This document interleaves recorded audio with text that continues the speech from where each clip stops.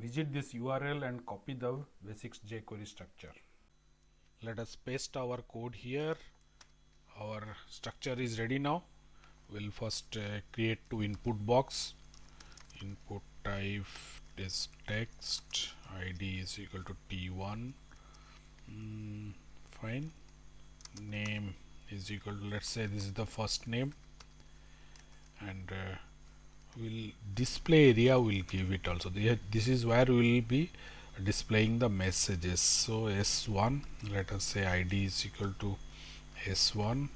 Now span. Okay, now this let us say this is the first name. Actually we are using this events to trigger validation also. So what happens in validation, in the sense that when the user enters a user ID and when he moves out, then we will check it whether the user ID enters are correct or not, whether it is matches to our requirement or not. And sometime also we may have to check at the backend script whether the user ID is available or not. Now these validations are essential, because suppose we create a lot, there are several fields are there, the user has entered the user ID, and before he moves out and fill other detail, at the end if you say that your user ID is not available, he has to come back again.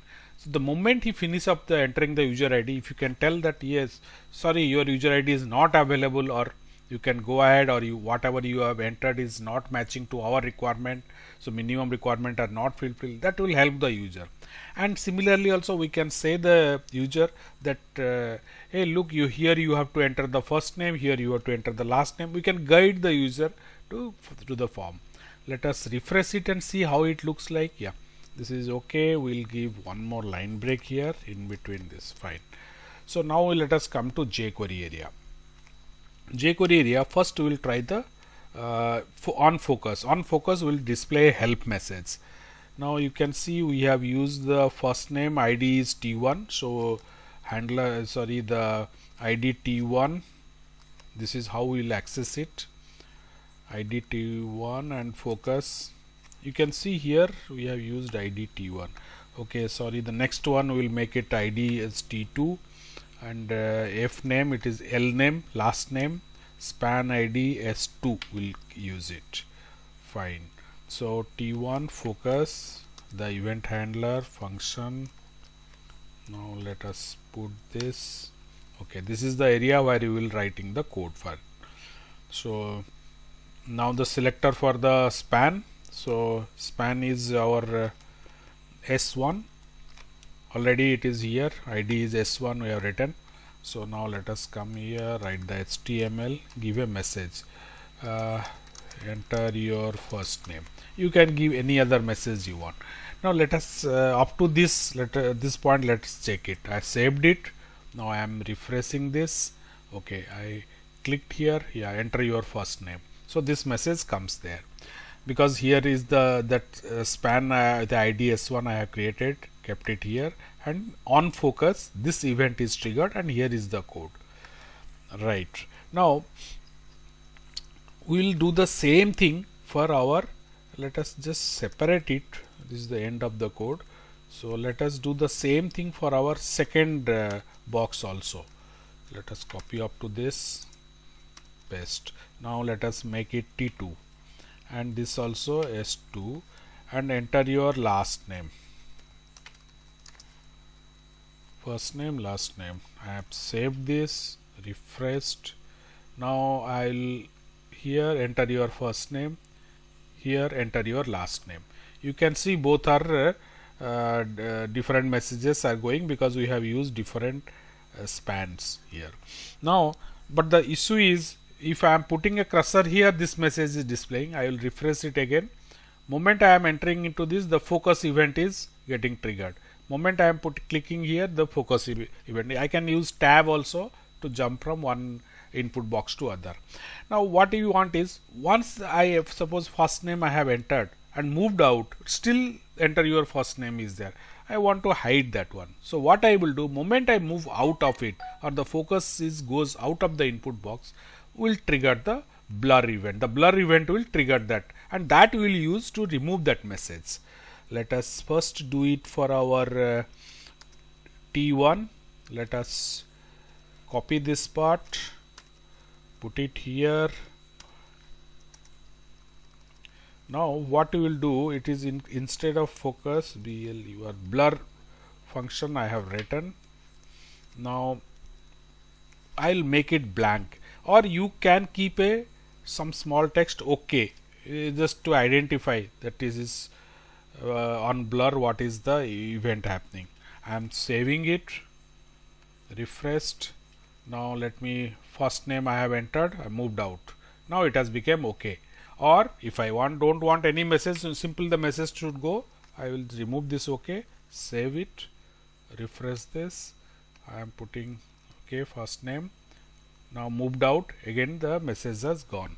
Now the same thing I will do it for my second first name, last name. Sorry, here I had to make it last name. My last name also I will do that. So let me or this one I will copy, paste it below this. Now this is T2 blur function, so this is S2 and it is blank. Now because it is there, I will write me for last name. This is the comment area I have written. So this is the T1 focus event, blur event. Now the last name focus event, blur event. Now let me save it and refresh this. Okay, now let us say enter your first name. Okay, I have written some text, moved out. Now I am moving out now, so the message has gone. So this is how our focus event and blur event works. So moment the focus moves out of the text area, the blur event triggers and it changes it. We'll add a little validation to this. What we will do, we will change the background. Now suppose we expect the first name to be of minimum 3 character length. Now if the user moves out without entering 3 or 4 character, whatever is the minimum requirement, then this will show as a error message. Otherwise fine, it will not show anything. That is how we can build a validation with this. We'll code that now. We'll validate the user input now. Our condition is the user must enter minimum 3 character in the first name field before it moves out. So this checking will be done when it moves out. So we'll use the blur event. Inside the blur event, this validation will do. Now for that, let me just declare a string variable.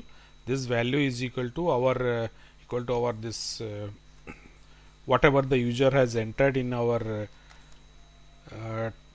text field or first name field. Now the selector is will T1. So here T1 value is this will pick up the value and store it in our string variable str. At this stage, what you will do, now the string variable length will check. Now for that, if str length is greater than, sorry, you will put it in the other way, is less than 3, then let us start it. Okay, we'll copy this. Okay, fine, paste it here. Now we'll say minimum 3 car is required. You can write whatever you want. Else, now we are writing else condition. We will remove this, put it here. Else we want to say fine, okay, let us say okay. So if the length of the string entered in the first name is less than 3, then we'll say minimum 3 car is required. Otherwise we'll say okay. So let us save this and check. I saved this, refreshed it. Now I am clicked here. So enter your first name. I would use 2 character. Now I am pressing the tab. Now immediately it says minimum 3 car is required. I am coming here. I will let me add on one more. Now I am moving here. It is saying okay. So this is how we will build a validation. But let us add little visual effect. What you will do, we will change the background to red. If it is a error, then you will change the background to red. How we will do that? What you will do, minimum 3 character is required. Then one more also will add it.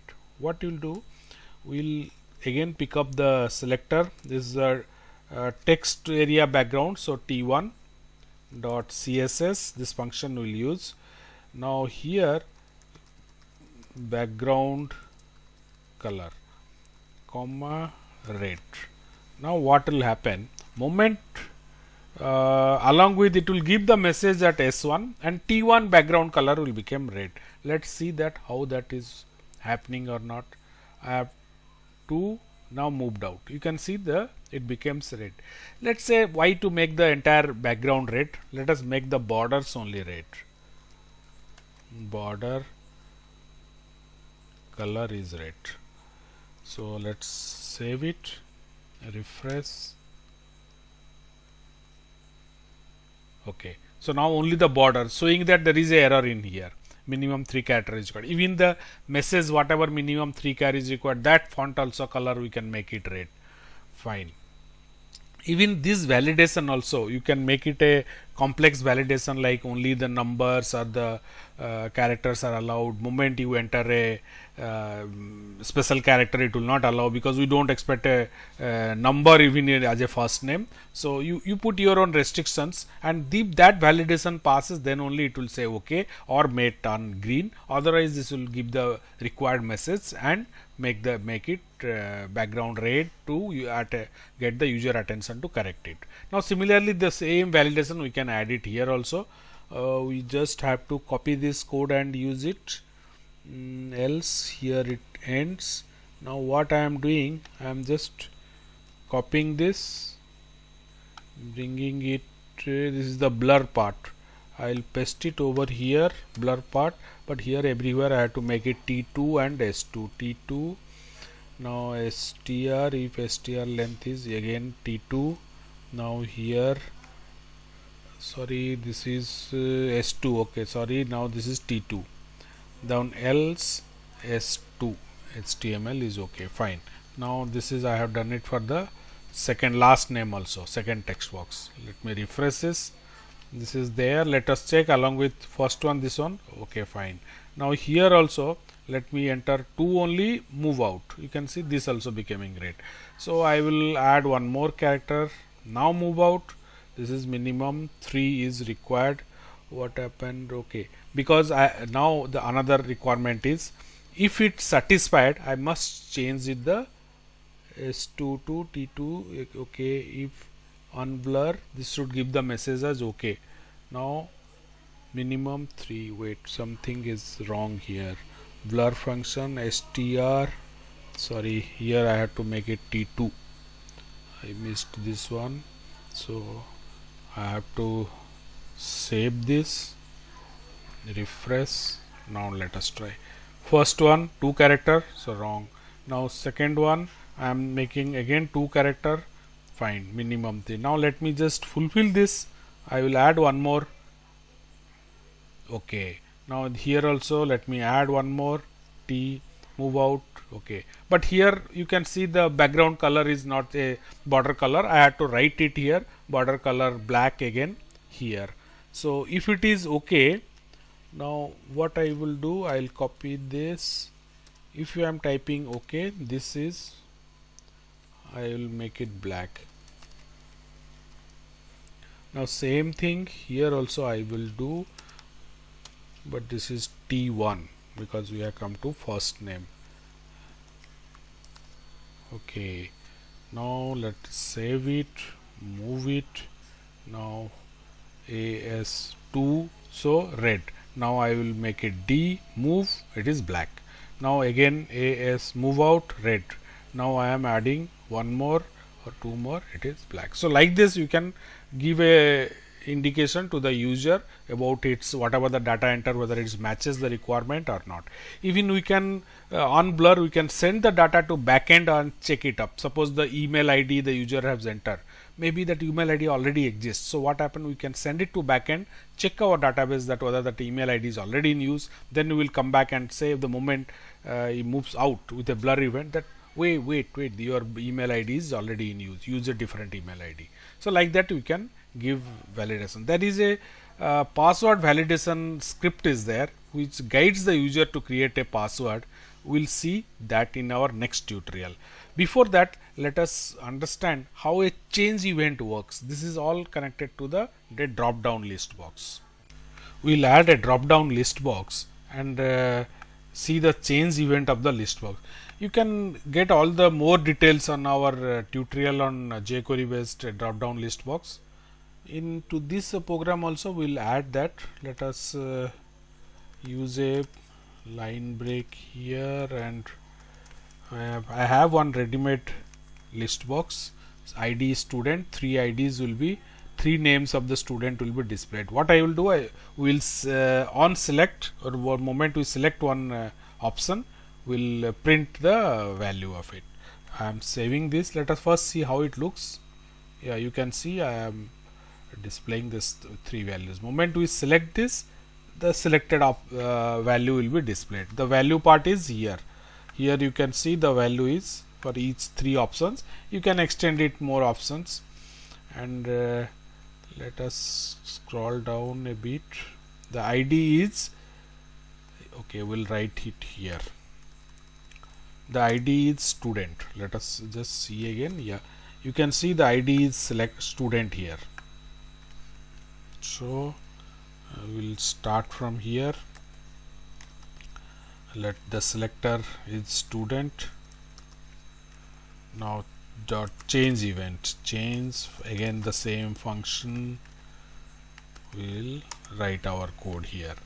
Now again same code, variable select, we'll make it select, where select is equal to our equal to this is our student. Again selector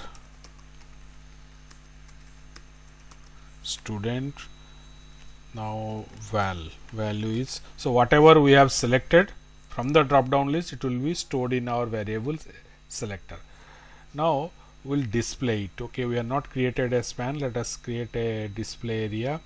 Here we'll give a span, ID is equal to, already S2 we have used, let's give it S3. Close the span here. So it is S3. We'll come back here again. Now again the our selector is S3. Now dot HTML.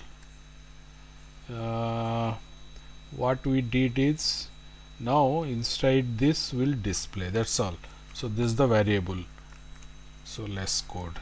Okay, so hope it will work. Alex, now let me on Raju, you can see Raju is displayed. Whatever I am selecting, Raman is displayed. Whatever I am selecting, on change, moment I am option is changed, this code is getting executed, picking up the whatever value I am selecting, and the same value is displayed in the our S3 tag. Now you can also see another condition where you use the change event is when you want to show the password entered in a text area, it is masked, so you want to display it, there will be a checkbox on check or on check, either it will be displayed or not displayed, the value can be. You can see our tutorial on this, already one video tutorial is there, how to display the password characters in a text box. You can watch that. These are all the broadly the popular use of focus, blur or on change event of a form component. Now next we will move towards the event associated with the page or the window.